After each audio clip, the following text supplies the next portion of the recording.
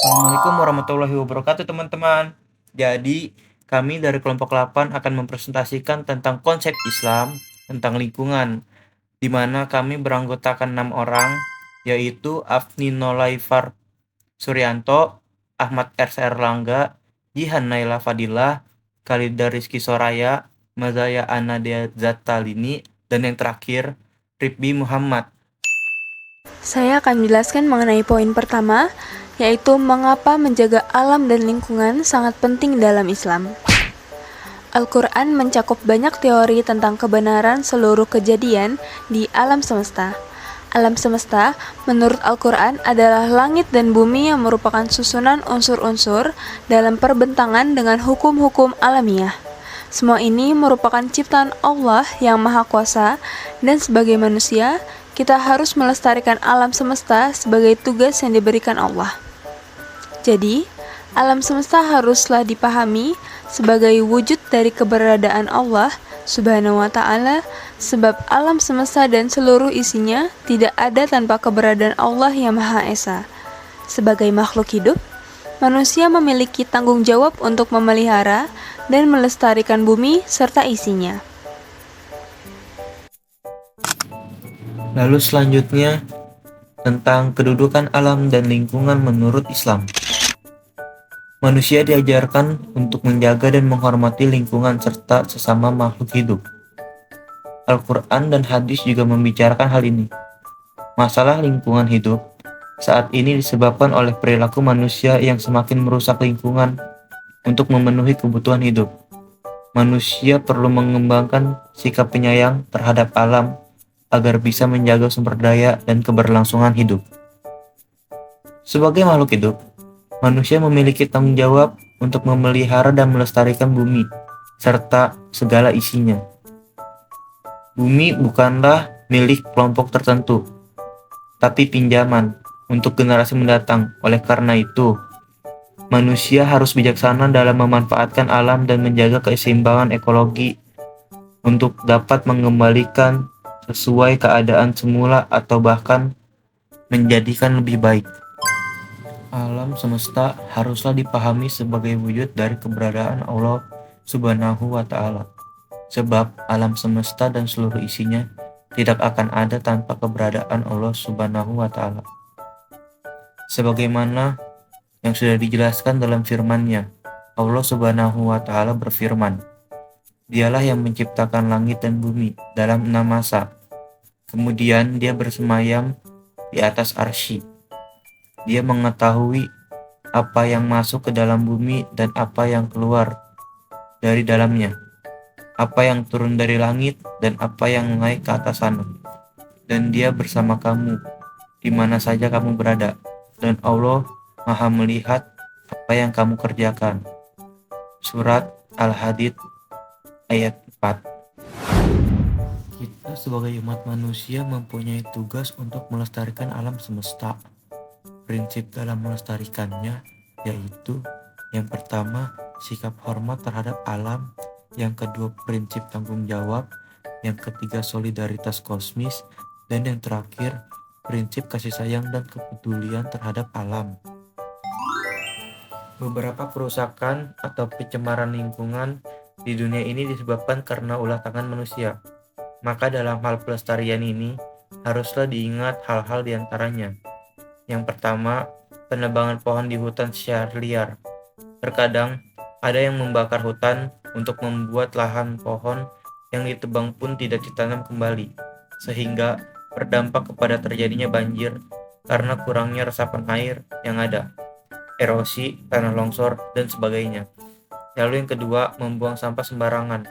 Limbah industri pabrik yang mengakibatkan pencemaran lingkungan, air, sumber penyakit, dan dapat memusnahkan habitat hewani dan sebagainya yang di sekitarnya. Lalu yang ketiga, polusi udara menyebabkan menyebarnya penyakit bagi makhluk sehingga oksigen yang terhirup itu sudah tercampur dengan zat kimia dari kendaraan. Maka, dengan ini mengapa diperlukannya untuk menjaga lingkungan dan pohon yang ada. Sebenarnya, jika memang ingin pergi ke suatu tempat dan itu dekat lebih baik jalan kaki, karena dapat mengurangi polusi dan badan pun akan kembali Kerusakan sehat. lingkungan dan dampak-dampaknya. Kerusakan lingkungan yang terjadi di muka bumi ini dibedakan menjadi dua faktor, yaitu faktor alam dan faktor manusia. Untuk faktor alam sendiri biasanya disebabkan oleh bencana alam. Misalnya seperti yang pertama, gunung meletus. Gunung meletus itu terjadi akibat adanya endapan magma yang didorong keluar oleh suatu gas yang bertekanan tinggi sehingga ketika gunung meletus, gunung akan mengeluarkan materialnya seperti lava, lahar, abu vulkanik, uap panas, dan lain sebagainya. Adapun dampak dari adanya gunung meletus itu sendiri, diantaranya material yang keluar dari gunung berapi itu yang berupa awan panas mampu menewaskan makhluk hidup seperti manusia, hewan, maupun tumbuh-tumbuhan. Dampak dari gunung meletus juga mampu melumpuhkan segala aktivitas masyarakat karena aktivitas seperti bercocok tanam harus terhenti karena harus mengungsi dalam waktu yang cukup lama dan lahan mereka pun banyak yang rusak. Lalu kita sendiri sudah tidak asing lagi ketika mendengar kata lahar. Material ini adalah material yang melewati wilayah yang landau dan segala yang dilewatinya mampu menghancurkan bangunan itu dalam sekejap. Gunung Merapi juga mengakibatkan gangguan pernapasan karena gas beracun serta abu vulkanik yang dikeluarkan oleh gunung berapi sangatlah berbahaya apalagi ketika manusia menghirup gas tersebut. Kemudian yang kedua, gempa bumi. Gempa bumi terjadi akibat adanya pergerakan kerak bumi atau lempeng bumi atau yang biasa disebut dengan gempa tektonik. Gempa bumi juga dapat terjadi karena aktivitas gunung berapi atau gempa vulkanik. Dampak yang dihasilkan pula sesuai dengan besarnya kekuatan gempa. Di antaranya, adanya korban jiwa karena banyak dari mereka yang tertimbun reruntuhan akibat gempa. Berbagai jenis bangunan yang ada roboh akibat gempa bumi. Tentunya dari banyaknya bangunan yang roboh, sudah pasti akan menghasilkan kerugian yang berlipat ganda. Jaringan komunikasi pun akan terganggu, terlebih lagi jika tower telepon dan kabel-kabel jaringan rusak atau terputus. Kemudian tidak hanya jaringan komunikasi, jaringan transportasi pun ikut terganggu. Bukan hanya jalur darat, tetapi jalur udara maupun air ikut terganggu karena goyahnya lempengan bumi ini membuat akses transportasi menjadi rusak dan sulit untuk dilintasi pejalan kaki maupun kendaraan. Kemudian dari adanya gempa bumi ini juga dapat menyebabkan bencana baru seperti tanah longsor atau tsunami yang terjadi karena adanya gempa yang terjadi di dasar laut. Kemudian yang ketiga, tsunami. Tsunami merupakan gelombang air yang sangat besar yang menerjang daratan diakibatkan oleh gangguan dasar laut seperti gempa bumi, letusan gunung api, atau dampak asteroid. Kemudian gangguan ini menyebar ke segala arah sehingga menyebabkan terjadinya tsunami. Beberapa dampak dari tsunami diantaranya terjadi kerusakan di mana-mana karena tsunami mampu menyapu bersih atau meluluh lantahkan daratan dan segala yang ada di dalamnya. Banyak memakan korban, baik manusia maupun hewan. Dampak dari adanya tsunami ini juga banyak dari mereka yang kehilangan keluarganya karena hanyut terbawa oleh gelombang tsunami. Kemudian, tsunami juga menyebabkan kerugian material di mana banyak bangunan-bangunan atau infrastruktur yang rusak. Mereka pun kehilangan harta benda, lahan pertanian menjadi rusak, dan lain sebagainya. Terhambatnya segala bentuk kegiatan perekonomian akibat terjangan gelombang tsunami. Pemerintah pun harus mengeluarkan dana yang sangat besar untuk merenovasi atau melakukan pembangunan perbaikan wilayah yang rusak pasca tsunami. Kemudian yang keempat, banjir. Banjir bukan hanya disebabkan karena faktor manusia, tetapi banjir juga dapat disebabkan karena faktor alam, seperti ketika hujan deras yang berlangsung secara terus-menerus, sehingga membuat saluran air tidak mampu menahan serta menampung debit air yang terus bertambah. Kemudian debit air itu pun naik ke daratan dan merendam daratan. Dampak dari adanya banjir, diantaranya banyak korban jiwa yang terseret oleh banjir. Segala bentuk aktivitas tersendat karena rumah atau jalanan di sekitarnya terendam sehingga sulit untuk dilintasi baik dengan berjalan kaki maupun menggunakan kendaraan. Hilangnya lapisan tanah yang subur akibat terendam oleh banjir sehingga hal itu juga dapat merusak tanaman yang ada. Ketika banjir melanda, pasokan atau jumlah air bersih pun akan semakin berkurang. Banjir juga menyebabkan kerugian karena banyak barang-barang serta surat-surat penting yang terendam air banjir. Dampak lainnya juga, air kotor yang menggenang ketika banjir dapat menjadi resiko munculnya berbagai macam penyakit atau masalah pada kesehatan. Yang kelima, angin puting beliung. Angin puting beliung merupakan aliran udara yang berhembus dengan kekuatan yang sangat kencang dan memiliki kecepatan mencapai 63 km per jam atau lebih. Angin puting beliung yaitu angin yang berputar dan bergerak secara garis lurus yang terjadi ketika pancaroba atau peralihan dari musim penghujan ke musim kemarau atau juga sebaliknya. Dampak dari angin puting beliung diantaranya, angin puting beliung itu menghambat segala bentuk kegiatan perekonomian. Angin puting beliung juga merusak segala yang ada seperti bangunan, lahan pertanian, juga tempat pariwisata, serta banyak puing-puing yang berserakan sehingga akan ada banyak korban jiwa yang berjatuhan. Selain karena faktor alam, faktor manusia juga memiliki dampak terhadap kerusakan lingkungan. Yang pertama, membuang sampah sembarangan. Mengingat rendahnya kesadaran masyarakat hingga buang sampah menjadi kebiasaan yang dilakukan oleh masyarakat sekitar. Slogan "Jangan buang sampah sembarangan" memang terkesan sederhana, namun ternyata masyarakat masih sangat sulit untuk melakukan atau menerapkan hal tersebut. Padahal, hal buruk yang dilakukan itu akan berdampak buruk pula terhadap kehidupan manusia maupun kehidupan makhluk hidup lain. Adapun dampak dari buang sampah sembarangan diantaranya memberikan kesan tempat tersebut terlihat kumuh sehingga tidak sedap dipandang, dapat mendatangkan penyakit karena dengan adanya sampah yang berserakan menyebabkan nyamuk akan terus berkembang. Sampah yang dibuang sembarangan juga dapat mengeluarkan aroma yang tidak sedap. Dengan membuang sampah ke sungai akan menyebabkan air sungai menjadi dangkal sehingga akan meluap jika terjadi hujan terus-menerus dan menyebabkan banjir. Sampah plastik merupakan sampah yang tidak dapat didaur ulang. Jika sampah tersebut dibuang sembarangan, maka akan menimbulkan pencemaran air, tanah, laut, bahkan udara. Racun dari plastik tersebut akan membunuh hewan maupun tumbuhan. Plastik menurunkan kesuburan tanah serta membuat hewan mati karena menganggap plastik adalah makanannya dan plastik tidak dapat dicerna oleh hewan tersebut. Yang kedua, penebangan secara liar. Penebangan hutan secara liar atau illegal logging dilakukan oleh oknum-oknum yang tidak bertanggung jawab, mengeksploitasi hutan sehingga pada akhirnya membuat hutan semakin gundul akibat penebangan pohon-pohon yang tidak terbatas. Kemudian mereka juga melakukan pendistribusian serta penjualan kayu tersebut secara tidak sah atau tidak memiliki izin dari otoritas setempat. Dampak dari penebangan hutan secara liar diantaranya kurangnya daerah resapan air sehingga dapat memungkinkan terjadinya bencana tanah longsor maupun banjir. Terjadinya global warming karena penebangan hutan secara liar dapat meningkatkan jumlah karbon dioksida di atmosfer.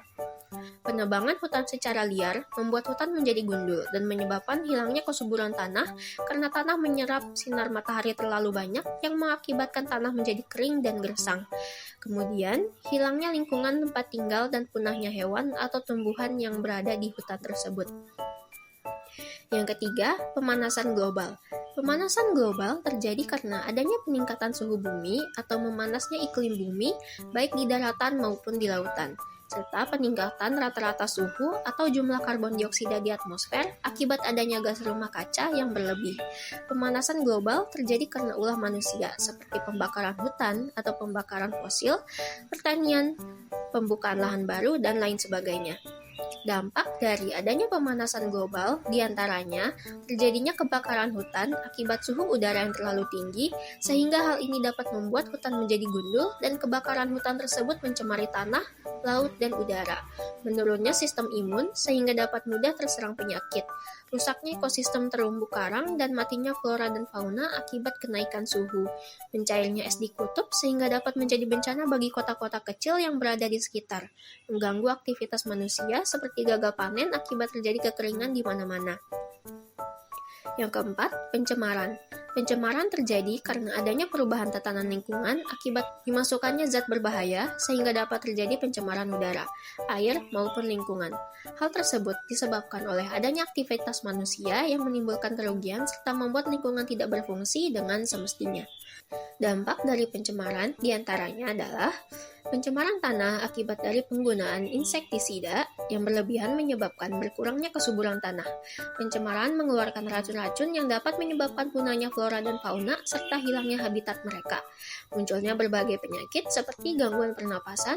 Pencemaran juga dapat mengganggu kehidupan semua makhluk hidup, yaitu manusia, hewan maupun tumbuhan. Hal ini membuat keseimbangan lingkungan menjadi terganggu. Selanjutnya adalah mengenai elemen konservasi lingkungan dalam agama. Konservasi itu sendiri diartikan sebagai kawasan yang digunakan untuk menghindari terjadinya kerusakan lingkungan akibat penggunaan berlebihan dari kekayaan alam di dalamnya. Konsep mengenai konservasi itu sendiri telah diperkenalkan dari zaman Raja Asoka di India. Sementara itu, oleh Rasulullah, beliau juga telah membuat hima di Madinah, yaitu kawasan yang melarang kita untuk membangun ladang atau gedung sebab kawasan tersebut berfungsi untuk melindungi tumbuh-tumbuhan dan satwa liar. Selanjutnya, elemen-elemen konservasi lingkungan itu apa saja ya? Nah, yang pertama ada hutan konservasi. Hutan konservasi ini merupakan kawasan tempat perlindungan kekayaan alam yang memiliki ciri khas tertentu. Tujuan dari pembentukan hutan konservasi ini adalah sebagai usaha penelitian kebudayaan, pengawetan beragam tumbuhan dan satwa, serta untuk tujuan penelitian. Selanjutnya ada cagar alam. Cagar alam berisi aneka satwa, flora, dan kebudayaan yang merupakan identitas dari bangsa dan harus dilindungi. Demi apa saja tuh? Demi kepentingan ilmu pengetahuan dan juga kebudayaan. Lalu ada Soka Marga Satwa. Soka Marga Satwa merupakan kawasan yang dikembangkan untuk menjaga dan melindungi keanekaragaman serta keunikan berbagai jenis satwa, flora, dan kebudayaan nasional. Yang selanjutnya adalah peranan manusia dalam konservasi lingkungan. Sebagai manusia, kita memiliki tanggung jawab yang besar untuk berperan dalam upaya menjaga kelestarian lingkungan. Untuk bisa menjalankan kewajiban tersebut, diperlukan kesadaran dari dalam diri kita mengenai pentingnya menumbuhkan kepedulian terhadap lingkungan. Terlebih lagi, sebagai makhluk yang diberikan akal dan pikiran oleh Allah Subhanahu wa Ta'ala, sudah sepantasnya bagi kita untuk menjaga kelestarian dari kenikmatan serta rahmatnya yang telah kita manfaatkan guna memenuhi kebutuhan kita sehari-hari. Adapun beberapa hal yang dapat kita lakukan sebagai manusia untuk berperan dalam konservasi lingkungan adalah sebagai berikut. Yang pertama ada reboisasi atau penghijauan. Penghijauan sendiri merupakan sebuah kegiatan penanaman pohon maupun tumbuhan lain yang dilakukan guna menghasilkan lebih banyak oksigen dan mengurangi karbon dioksida. Langkah ini juga dapat dilakukan dengan tujuan mencegah terjadinya banjir karena penghijauan mampu memperluas area peresapan air ke dalam tanah. Kemudian yang kedua adalah mengurangi penggunaan kertas. Karena pada dasarnya penggunaan kertas yang berlebihan mampu memberikan dampak yang buruk terhadap lingkungan. Hal ini disebabkan karena dengan meningkatnya kebutuhan terhadap kertas, maka secara otomatis semakin meningkat juga penebangan pohon yang dilakukan guna memenuhi kebutuhan kertas tersebut. Yang ketiga adalah menggunakan air dengan bijak. Air merupakan kebutuhan dasar semua makhluk hidup. Tetapi jika penggunaan atau pemanfaatan air tidak dilakukan secara bijak, maka dapat menimbulkan dampak negatif yang memicu risiko terjadinya krisis air bersih secara global. Adapun peranan manusia selanjutnya dalam konservasi lingkungan adalah dengan menjaga kesuburan tanah.